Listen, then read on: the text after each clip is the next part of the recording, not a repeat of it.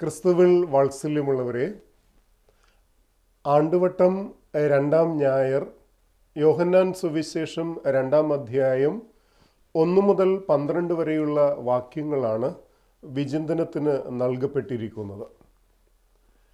4-ാം സുവിശേഷത്തിൻ്റെ ആദ്യ ഭാഗത്ത് നൽകപ്പെടുന്ന 7 അടയാളങ്ങളിൽ ആദ്യത്തേതാണ് ഇന്നത്തെ സുവിശേഷത്തിൽ ലഭിക്കുന്ന കാനായിലെ വിവാഹ വിരുന്ന് എന്ന വചനഭാഗം.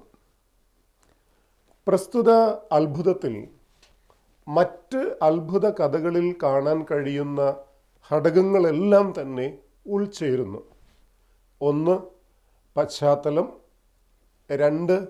അത്ഭുതത്തിനായുള്ള ഒരുക്കം. 3. അത്ഭുതം. 4. ഉപസംഹാരം.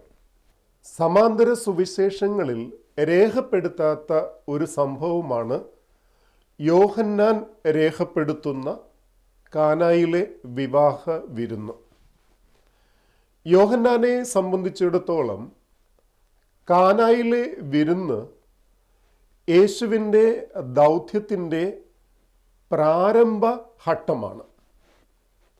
3-ാം ദിവസം വിവാഹം, വീഞ്ഞ് എന്നീ വിഷയങ്ങളും അനുബന്ധ സംഭാഷണങ്ങളും യേശുവിൻ്റെ പ്രവർത്തനത്തിൻ്റെ അർത്ഥം വിശദീകരിക്കുവാനുള്ള മാധ്യമങ്ങളായി നാം ഇവിടെ കാണുകയാണ്. യേശുവിൻ്റെ പരസ്യജീവിതത്തിൻ്റെ 3-ാം ദിവസമാണ് കാനായിലെ അടയാളം സംഭവിക്കുന്നത്. 3-ാം ദിവസം എന്നത് പ്രതീകാത്മകമായി നിലകൊള്ളുകയാണ്. സീനായി താഴ്വരയിൽ ഇസ്രായേൽ ജനവും ദൈവവും തമ്മിലുള്ള ഉടമ്പടിയിൽ, പുറപ്പാട് പുസ്തകം 19-ാം അധ്യായം 10 മുതൽ 25 വരെ, 3-ാം ദിവസമാണ് ദൈവം പ്രത്യക്ഷപ്പെടുന്നത്. അപ്രകാരം പുതിയ ഉടമ്പടിയുടെ പശ്ചാത്തലത്തിലും 3-ാം ദിവസം ദൈവം യേശുവിൽ പ്രത്യക്ഷപ്പെടുന്നു. സീനായി ഉടമ്പടി വേളയിൽ മോശയും ഇസ്രായേൽ ജനവും തമ്മിലുള്ള സംഭാഷണത്തിൽ കർത്താവ് കൽപ്പിക്കുന്നതെന്തും തങ്ങൾ ചെയ്യാമെന്ന് മോശയോട് ജനം പ്രത്യുത്തരിക്കുന്നുണ്ട്. പ്രസ്തുത വാഗ്ദാനം ഉടമ്പടി സ്ഥിരീകരണത്തിൻ്റെ അടയാളമായി നിലകൊള്ളുകയാണ്. അപ്രകാരം മറിയവും കല്യാണ വീട്ടിലെ ഭൃത്യനും തമ്മിലുള്ള സംഭാഷണത്തിലും അവൻ കൽപ്പിക്കുന്നതുപോലെ ചെയ്യുക എന്ന ആഹ്വാനം മുഴങ്ങുന്നുണ്ട്.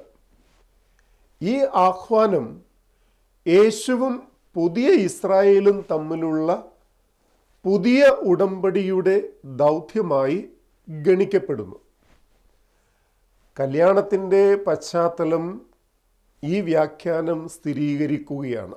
കാരണം പഴയ നിയമത്തിൽ വിവാഹമെന്ന പ്രതീകമാണ് ദൈവവും മനുഷ്യരും തമ്മിലുള്ള ഉടമ്പടി ബന്ധത്തെ വിശദീകരിക്കാൻ പ്രവാചകന്മാരും മറ്റും ഉപയോഗിച്ചിരിക്കുന്നത്.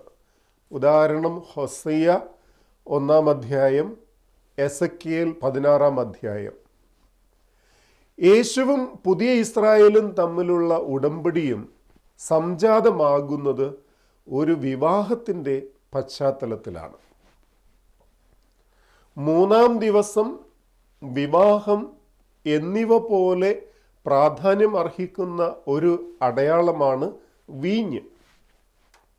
വിവാഹ വിരുന്നിനായി ധാരാളം ക്ഷണിക്കപ്പെട്ടവർ വരുമെന്നതിനാൽ വിരുന്നിന് മുന്നോടിയായി ആചാരപ്രകാരമുള്ള കൈകഴുകൽ, ജലം അതിനുവേണ്ടി കരുതുന്ന പതിവ് ഉണ്ടായിരുന്നു. അപ്രകാരം 6 കൽഭരണികളാണ് അവിടെ ഉണ്ടായിരുന്നത്. ഓരോന്നിലും ഏകദേശം 75 മുതൽ 110 വരെ ലിറ്റർ വെള്ളം ഉൾക്കൊള്ളുവാൻ കഴിയുന്നതായിരുന്നു.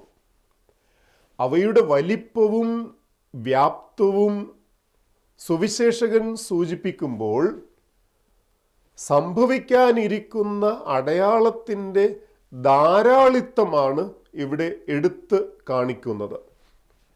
അത്രയും വെള്ളം വീഞ്ഞായി മാറുകയാൽ അത് സമൃദ്ധിയുടെ അടയാളമായി മാറുന്നു. വീഞ്ഞിൻ്റെ സമൃദ്ധി യേശുവിൻ്റെ അഥവാ രക്ഷകൻ്റെ വരവിനെ കാണിക്കുകയാണ്. ഒപ്പം പുതിയ ഉടമ്പടിയിലൂടെ പുതിയ ഇസ്രായേലിന് ലഭിക്കുന്ന ജീവന്റെ സമൃദ്ധിയും നാം ഇവിടെ കാണുന്നു. ഇവിടെ അത്ഭുതത്തിൻ്റെ കേന്ദ്ര ബിന്ദുവായി മാറുന്നത് സമൃദ്ധിയാണ്, അബണ്ടൻസ്. അപ്പം വർദ്ധിപ്പിച്ച് 5000-ലേറെ പേർക്ക് വിഭജിച്ച് നൽകുന്ന അത്ഭുതം യോഹന്നാൻ 6:1-4 വരെ ഈ സമൃദ്ധിയുടെ മുന്നോടിയാണ്. യേശുവിലൂടെ പ്രദാനം ചെയ്യപ്പെടുന്ന സമൃദ്ധമായ കൃപാവരങ്ങളെയാണ് ഈ 2 സംഭവങ്ങളിലും ശ്രോതാക്കൾക്ക് വെളിപ്പെട്ട് കിട്ടുന്നത്. 3-ാം ദിവസം വിവാഹം, വീഞ്ഞ് എന്നിവയോടൊപ്പം പ്രസ്തുത സംഭവത്തിൽ മറിയവും പരിചാരകനും തമ്മിലുള്ള സംഭാഷണത്തിൻ്റെ പൊരുളുകളും വിശദീകരിക്കപ്പെടേണ്ടതായിട്ടുണ്ട്. ആദ്യ ഭാഗത്ത് കാണുന്ന യേശുവും മറിയവും തമ്മിലുള്ള സംഭാഷണത്തിൽ അവർക്ക് വീഞ്ഞില്ല എന്നാണ് മറിയം യേശുവിനോട് പറയുന്നത്. ഇത് അല്ലെങ്കിൽ ഈ വാക്യം ഒരു അപേക്ഷ എന്നതിൽ ഉപരി, റിക്വസ്റ്റ് എന്നതിലുപരി ഒരു പ്രസ്താവനയായി, സ്റ്റേറ്റ്മെൻ്റായി നിലകൊള്ളുകയാണ്. കാരണം യേശുവിൻ്റെ ഭാഗത്തു നിന്നുള്ള ശക്തമായ ഇടപെടലിനുള്ള ഒരു ആഹ്വാനം അതിൽ അടങ്ങിയിരിക്കുന്നു. മറിയത്തിൻ്റെ പ്രസ്താവനയ്ക്കുള്ള മറുപടിയിൽ യേശു സ്ത്രീ എന്നാണ് അഭിസംബോധന ചെയ്യുന്നത്. യഹൂദർ ഇപ്രകാരം അഭിസംബോധന ചെയ്യുക പതിവായിരുന്നു. എന്നാൽ സ്വന്തം അമ്മയെ അവർ അങ്ങനെ വിളിക്കാറില്ല. യേശു അസാധാരണമായ ഈ അഭിസംബോധന രൂപം ഇവിടെ ഉപയോഗിക്കുകയും സുവിശേഷത്തിൻ്റെ അവസാന ഭാഗത്ത് ആവർത്തിക്കുകയും ചെയ്യുന്നുവെന്ന് സുവിശേഷകൻ രേഖപ്പെടുത്തുമ്പോൾ അവസാന ഭാഗം 19-ാം അധ്യായം 25 മുതൽ 27 വരെയുള്ള വാക്യങ്ങൾ ഇതിന്, ഈ അഭിസംബോധനയ്ക്ക് ഒരു പ്രത്യേക അർത്ഥം കൈവരുകയാണ്. പഴയ നിയമത്തിൽ പാപം ചെയ്ത മനുഷ്യന് രക്ഷയുടെ വാഗ്ദാനം നൽകുമ്പോൾ ഒരു സ്ത്രീ എന്ന വിശേഷണം അല്ലെങ്കിൽ ഒരു സ്ത്രീയെ പരാമർശിക്കപ്പെടുന്നുണ്ട്. ദൈവഹിതം അനുസരിച്ച് ജീവിക്കുന്ന സമൂഹത്തിൻ്റെ അമ്മയും പ്രതിനിധിയുമാണ് ആ സ്ത്രീ. ഇതിനെയാണ് യേശുവിൻ്റെ അഭിസംബോധനയിലൂടെ സുവിശേഷകൻ രേഖപ്പെടുത്തുന്നത്. അപ്രകാരം മറിയം പുതിയ ഉടമ്പടി സമൂഹത്തിൻ്റെ അമ്മയും പ്രതിനിധിയുമായി നിലകൊള്ളുന്നു. സംഭാഷണത്തിൻ്റെ 2-ാം ഭാഗത്ത് മറിയം പരിചാരകനോട് അവൻ കൽപ്പിക്കുന്നത് പോലെ ചെയ്യുക എന്ന് പറയുന്നുണ്ട്.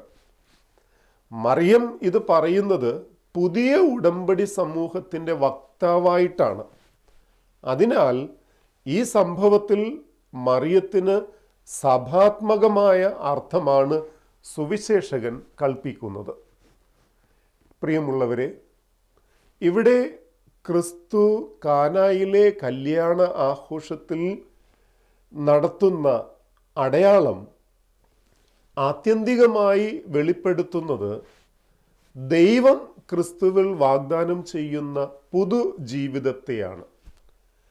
ക്രിസ്തുവിനെ ജീവിതത്തിൽ പ്രവേശിക്കുവാൻ അനുവദിക്കുമ്പോൾ അത്ഭുതങ്ങൾ സംഭവിക്കുന്നു. ജീവന്റെ സമൃദ്ധി ദൈവം തൻ്റെ ജനത്തിന് വാഗ്ദാനം ചെയ്യുന്നു. പുതിയ വീഞ്ഞ് സമൃദ്ധമായി പുതിയ ഉടമ്പടി സമൂഹത്തിലെ അംഗങ്ങളായ നമ്മിൽ ഓരോരുത്തരിലേക്കും ഒഴുകണം. അതിന് അർഹമായ ജീവിതം നയിക്കുക എന്നതാണ് നമ്മുടെ വിളിയും വെല്ലുവിളിയും. ദൈവം നമ്മെ സമൃദ്ധമായി അനുഗ്രഹിക്കട്ടെ.